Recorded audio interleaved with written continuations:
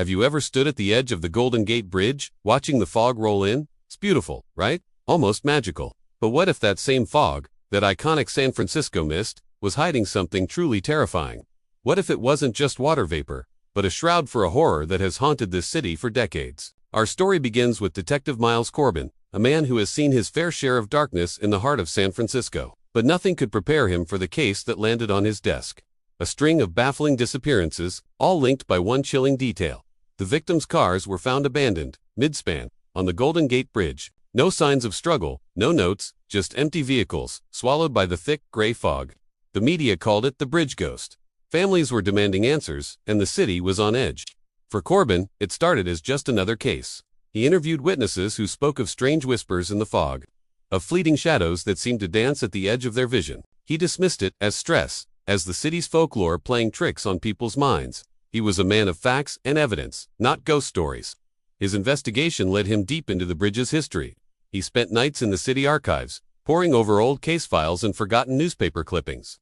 That's when he found it, a pattern. Decades of unsolved disappearances, all mirroring his current case. They were always written off as suicides, tragic souls lost to the bay. But the sheer number, the eerie similarities, it was too much to be a coincidence. Corbin felt a cold dread creep up his spine.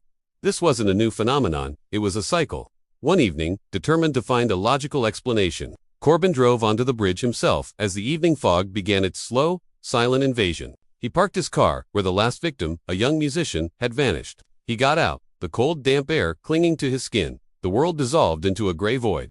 The roar of the city became a muffled hum. It was just him, the bridge, and the fog. And then he heard it, a soft weeping, carried on the wind. It sounded like it was right next to him, yet also miles away. He spun around, but saw nothing. The weeping grew louder, joined by other voices, a chorus of despair echoing from the abyss below. Silhouettes began to form in the mist, hazy, translucent figures plummeting from the bridge in an endless, silent loop. They weren't just falling, they were reaching out, their spectral hands beckoning him to the edge. Corbin's heart pounded in his chest. His rational mind screamed at him to get back in his car and drive away, but his feet felt rooted to the spot. A figure materialized directly in front of him, its face a mask of eternal sorrow. It was one of the first recorded jumpers from the 1930s, a face he recognized from an old photograph in the archives. Its voice was a cold whisper in his mind, not his ears. "Join us," it pleaded, "end the pain. It's so peaceful down here." He realized the terrifying truth. These weren't just ghosts. They were echoes of tragedy, spectral suicides trapped in their final moments, and their profound despair was a contagion, an emotional vortex that pulled the living into their watery grave. They didn't drag people off the bridge, they made them want to jump. They fed on sorrow, and the fog was their hunting ground. Corbin fought against the overwhelming wave of sadness washing over him.